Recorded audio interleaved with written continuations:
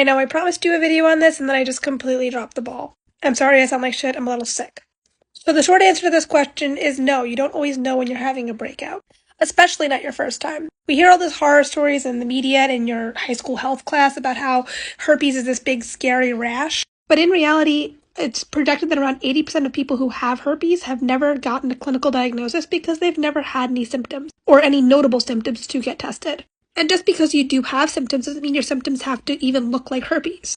Herpes can look as mild as this, which can easily be mistaken as razor bumps or a heat rash. It can look like this, which looks more like a typical herpes outbreak, but it can be like really small, like smaller than a dime.